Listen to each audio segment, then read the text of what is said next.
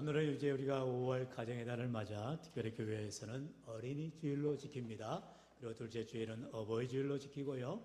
우리 교회는 매달 마지막 주일, 5월 마지막 주일을 신앙유산 또한 전수의 날로 이렇게 지키고 있습니다. 하나님께서 우리 교회를 사랑하셔서 각 가정들마다 자녀의 복을 주시고 또한 그 자녀들을 통하여서 부모들이 늘 기쁨과 감사가 넘치는 그런 행복한 가정을 이루게 하심을 참으로 감사하지요. 특별히 어르신 세대가 이제 자녀들이 또한 번성해지고 자녀들이 또 자녀를 낳음으로 인하여서 3대, 4대의 신앙의 대를 이어가는 아름다운 믿음의 우리 공동체를 이어가고 있습니다. 이제 이러한 우리 아름다운 신앙의 유산들을 이어갈 때 우리가 무엇보다도 오늘도 우리 예수님께서 우리 믿음의 자녀들에게 어떠한 신앙의 본을 보여야 될 것인가를 분명히 말씀하고 있습니다. 오늘 우리가 어린이 주일을 통하여서 참으로 자녀들을 향한 우리 세상 사람들도 내리사랑이라 하지요. 자녀들에게는 극진히 합니다. 이런 말하지 않아도 여러분 교회에 어린이 주일이 없어도 세상에 어린이날이 없어도 지금은 어린이가 말 그대로 갑 중에 갑입니다. 그러나 여러분 우리가 과거에 예수님 시대 때만 하여도 어린이와는 물론이거니와 여성들도 제대로 된 인권을 보장받지 못한 사회였습니다. 남성 위주의 사회였고요. 그렇게 억압된 사회 속에서 예수님께서 참으로 혁명적인 발언이시지요. 어린아이와 같은 자들이 되지 아니하면 결코 너희들이 천국에 들어갈 수가 없다. 그러면서 어린아이들을 존중히 여기시는 귀한 믿음의 본을 보이시더라는 것입니다. 오늘처럼 어린아이가 천국에 가는 것이 아니라 여러분 우리가 말씀을 그렇게 하면 안 되죠. 오늘 본문의 제목과 같이 어린아이와 같이 겸손한 자, 낮추는 자, 참으로 믿음이 순수한 자를 하나님이 높여주시고 천국에서 위대하게 사용하여 주시는 줄로 믿습니다. 그러면 오늘 이 시간 예수님께서 어린아이들을 맞이하지 아니하시고 거절하지 아니하시고 그들을 안아주시고 안수기도 하시고 축복하시듯이 오늘 우리 귀한 믿음의 삶 가운데에 늘 어린아이들과 같은 믿음의 권속들이 되어서 하나님 앞에 축복받는 우리 모두 될 수 있기를 축원합니다. 그런데 제자들은 어떠한 반응을 보입니까? 첫 번째로 보면 제자들이 꾸짖건을 말하고 있습니다. 제자들이 지금 예수님의 심정을, 예수님의 마음을 제대로 읽지를 못하고 있는 것이죠. 13절의 말씀을 보면 사람들이 예수께서 만져주심을 바라고 어린아이들을 데리고 오매 제자들이 꾸짖건을 말하고 있어요. 지금 이 제자들이 한 것이 잘못된 건 아니죠. 왜냐하면 우리가 잘 알듯이 예수님은 하루 24시간 아주 열심히 사역을 하셨습니다. 우리가 잘 알듯이 예수님의 3대 사역을 알죠. 예수님은 가르치시고 또한 복음을 전파하시고 무엇보다도 많은 시간을 병자들을 치유해 주시는 이러한 치유 사역을 하셨습니다. 그러다 보니 몸이 하나라도 10개처럼 부족할 때가 많지요. 우리 예수님께서 이와 같이 참으로 연약한 가운데 있는 연약한 자들을 위하여서 늘 치료 사역을 통해서 그들의 육신에 그들의 모든 병에 나음을 얻게 하는 은혜를 베푸셨어요. 그러니 예수님께서도 인간이셨기에 몸이 많이 피곤하시고 지치셨을 거예요. 그러니 제자들의 입장에서는 예수님을 이제 이렇게 좀 놔두려라. 너무 번잡하게 하지 말아라. 어린아이들 같이 또 이렇게 산만한 아이들이 와가지고 예수님을 시끄럽게 하지 말아라. 이렇게 그 부모들을 꾸짖고 있었다라는 것입니다. 하지만 이게 당시 사회상을 보여준다는 것이죠. 어린이들은 아까 말씀드린 것처럼 인권이나 제대로 된 보장을 받지 못하고 있는 시대였다는 것입니다. 하지만 예수님께서는 당시의 관습이나 그런 시대상을 뛰어넘으셔서 오히려 제자들을 노하시는 것을 보게 됩니다. 예수님이 이 땅에 오셔서 참으로 세상의 메이저리그 말 그대로 그저 유력한 자들, 능력 있는 사람들과 예수님이 함께 하셨느냐? 전혀 그렇지 않았다는 것이죠. 여러분 당시에 유대 종교 지도자들이 있었습니다. 당시에 대제사장들과 서기관들, 바리새인들 얼마나 유력한 자들이 많았겠어요. 예수님이 자신의 그런 복음을 전함에 있어서 그들과 결탁하고 그들과 야합하고 하나 된다면 쉽게 복음을 전했을 수도 있을지 몰라요. 그러나 예수님은 전혀 그런 인간적인 방법을 사용하지 않으셨지요. 오히려 죄인들에게 가까이 나아갑니다. 세리들에게 또한 병자들에게 가늠하다가 현장에 잡힌 여인에게 이처럼 마이너리티의 사람들, 전혀 연약한 사람들, 세상에 관심조차 갖지 않는 그런 자들에게 예수님이 친구가 되어주시고 친히 가시는 것을 봅니다. 심지어 우리가 잘 알듯이 예수님께서 이제 사마리아를 지나가실 때에 사마리아의 수가성의 여인을 만나십니다. 여러분, 웬만한 유대인들 같으면 절대로 갈릴리로 갈 때에 사마리아 성을 지나가지 않아요. 왜냐하면 그것은 이제 우리 역사상 잘 알듯이 북이스라엘의 아수르에서 멸망을 당하고 나서 북이스라엘은 어떻게 됩니까? 그 모든 지역이 다 이제 순혈이었던 혈통주의에서 벗어나 이제 다민족, 말 그대로 다혈종으로 바뀌되어지는 것을 봅니다. 이제 아수르를 비롯한 이방 족속들이 들어와서 이제 혈통을 으스러버리는 거예요. 그래서 단일 민족이 되지 아니하고 단일 혈통이 되지 아니하고 그들은 혼합 종교가 되어져 버리는 거죠.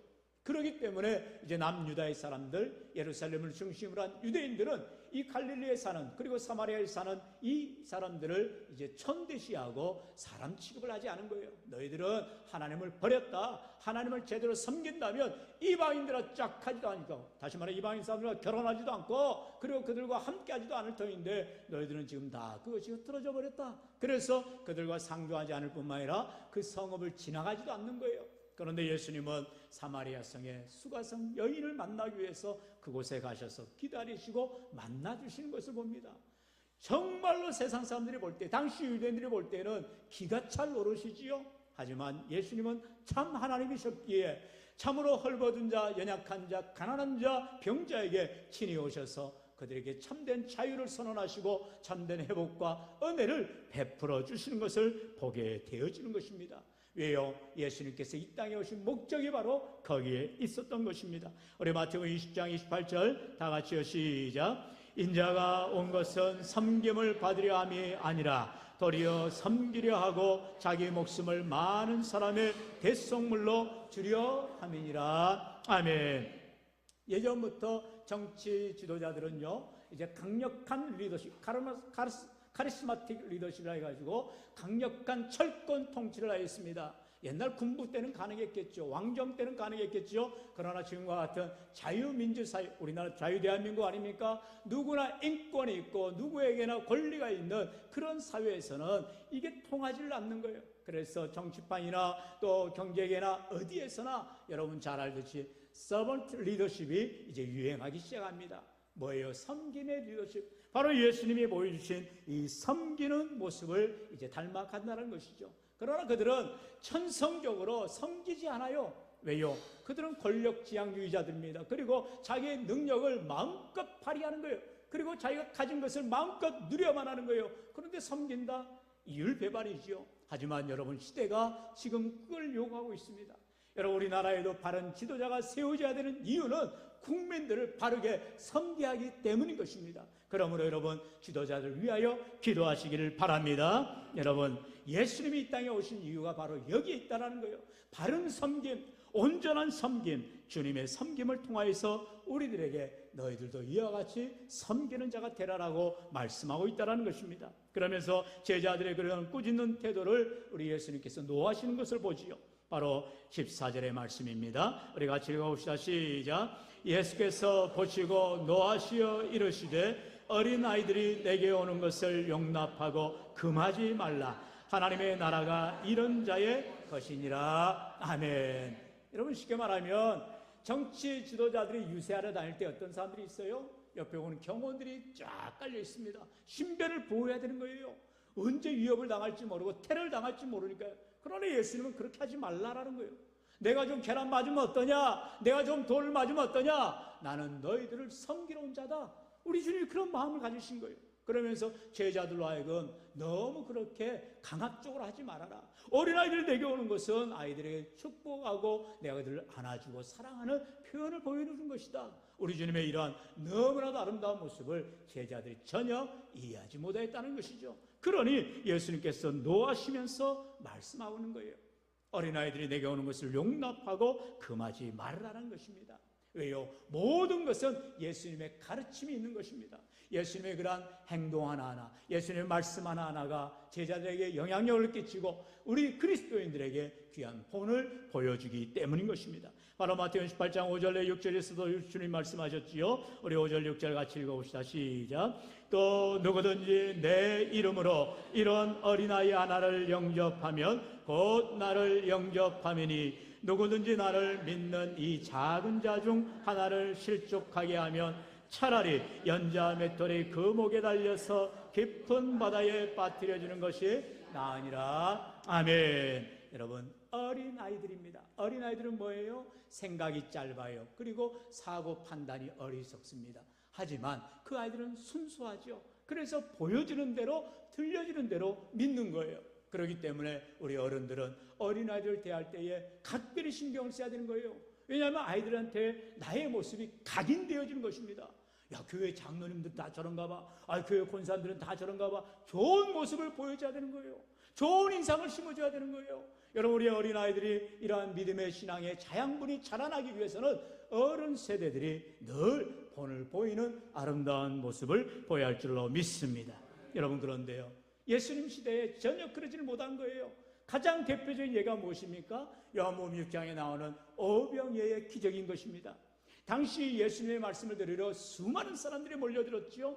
그래서 광야 이제 들판에 5,000명, 그것도 남성만 5,000명입니다. 당시에 말씀드린 것처럼 여성이나 아이들은 사람 축에 끼지는 못했어요. 그래서 카운트에 들어가지 못하였기 때문에 좋게 수만 명은 모였을 것입니다. 이렇게 남성 5,000명이 모인 가운데에 주님의 말씀을 계속 듣다 보니 때가 지나고 이제 배가 고파지기 시작한 거예요.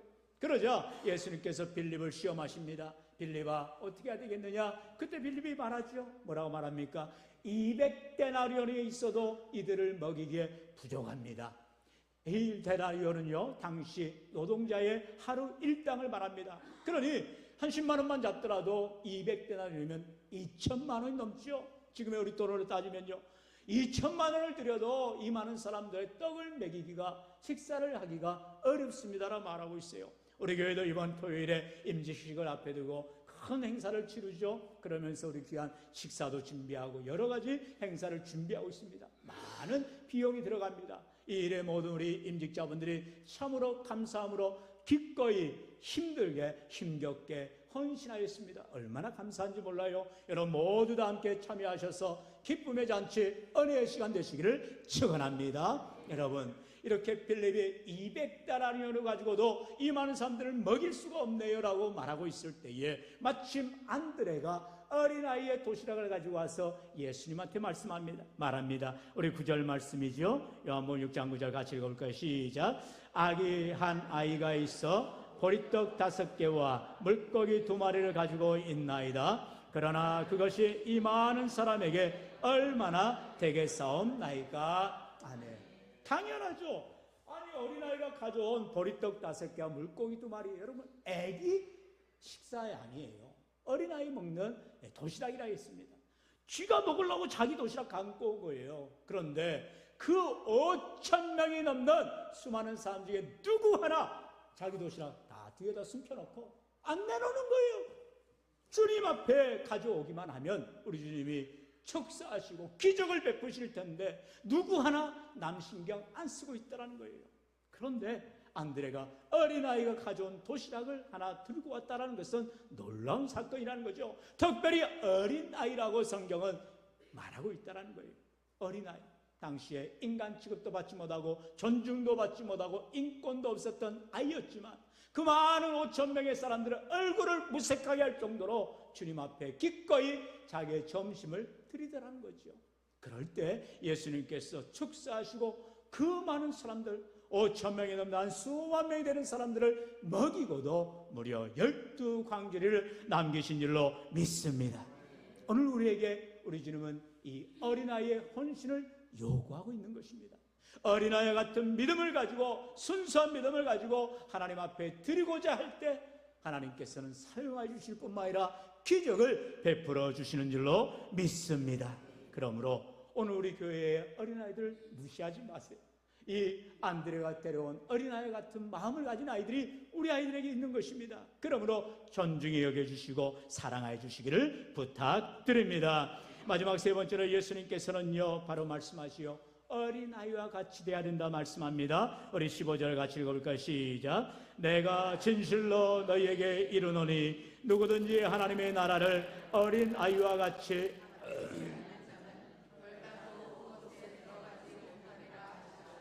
아멘. 어린아이와 같이 받들지 않는 자. 여러분, 어린아이와 같은 성품을 가지라는 것입니다. 어린아이의 특징이 무엇입니까? 첫 번째로 순수함입니다. 어린아이들은 참 순수해요.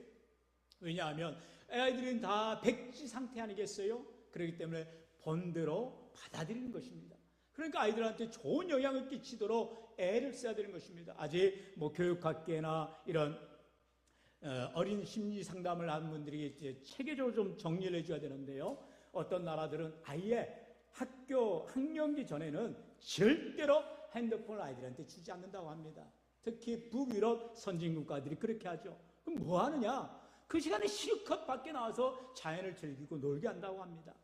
애들이 흙을 만지고 또 자연 만물을 바라보면서 상상의 나를 펼쳐야 된다는 거예요. 그런데 그만 스마트폰 안에 갇혀가지고 애들 집중하기 좋죠. 엄마 아빠 딴짓하기 좋죠. 그래서 우리는 그냥 아이들한테 휴대폰 하나 던져주고 자기들 마음껏 일을 합니다. 그럼 그게 과연 아이에게 바른 영향이 갈까요? 그럴 수가 없지요. 사랑하시는 성도 여러분, 오늘 우리에게는 그렇게 아이들에게 선한 영향이 끼칠 수 있도록, 왜냐하면 아이들에게는 순수함이라는 그러한 특징이 있기 때문이라는 것입니다. 순수하다는 건 뭐예요? 어떻게 보면 백지 상태라는 거죠. 아무것도 정해진 게 없어요. 그러니까 마음을 먹은 대로, 꿈을 꾼 대로 그 아이들은 마음껏 상상의 나라를 펼쳐갈 수가 있다는 것입니다.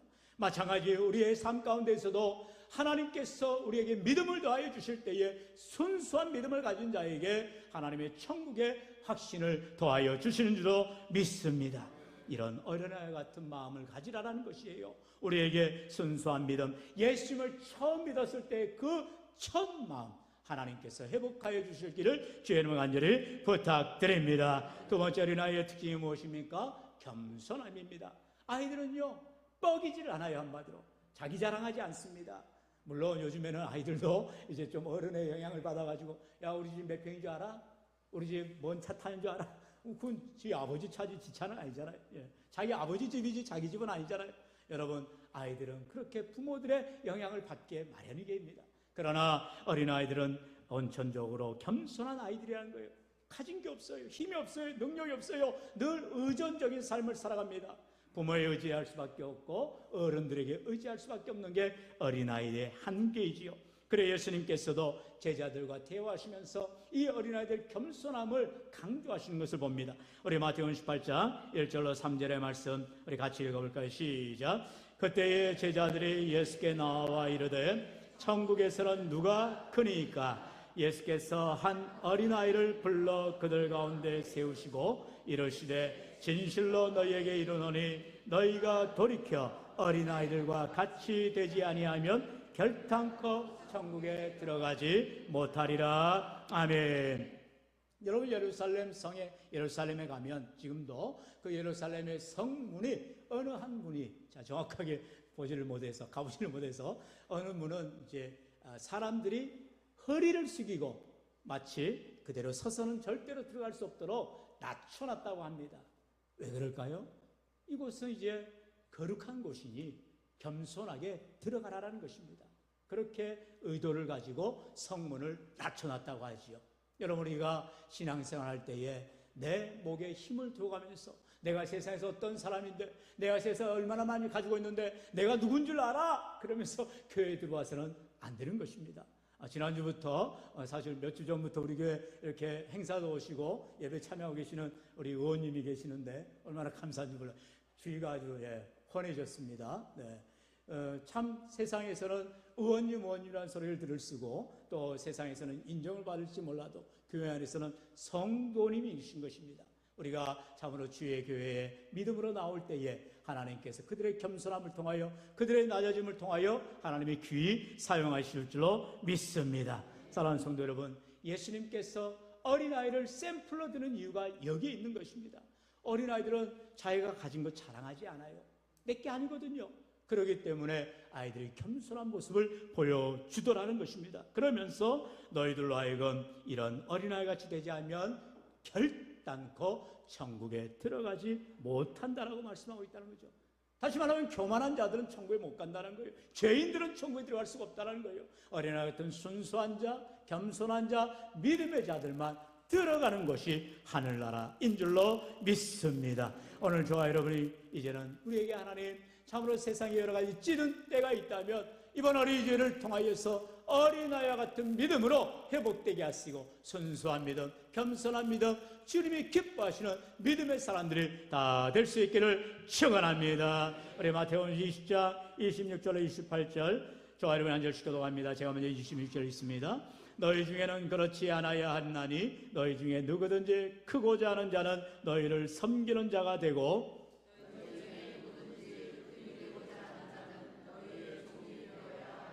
다 함께요. 인자가 온 것은 섬김을 받으려 함이 아니라 도리어 섬기려 하고 자기 목숨을 많은 사람의 대속물로 주려 함이니라. 아멘. 여러분, 왜 누구든지 크고자 하는 자가 없겠어요? 왜 누구든지 어뜸이 되고자 하는 자가 없겠습니까? 다 우리는 크게 되기를 원하고 어뜸이 되기를 원합니다. 그러나 그렇게 되기를 원한다면 먼저 해야 될 우선순위가 있다는 것입니다. 자신을 겸손히 낮추라는 거예요. 주님만 우리에게 최고가 되면 되는 것입니다. 하나님만 높이면 되는 거예요. 우리는요, 나는 낮아지고 주님이 높아지고 나는 죽고 예수로 살고 주님과 함께 믿음으로 나아가는 자에게 우리 하나님께서 반드시 크신 은혜 도와여 주실 줄로 믿습니다. 오늘 예수님의 모습을 본받아 어린아이와 같이 순수한 믿음, 겸손한 믿음, 하나님이 기뻐하시는 믿음의 자들이 다 되어서 하늘나라의 큰 일로 하나님께 영광 돌리시기를 주의 이름을 간절히 축원합니다. 축원합니다.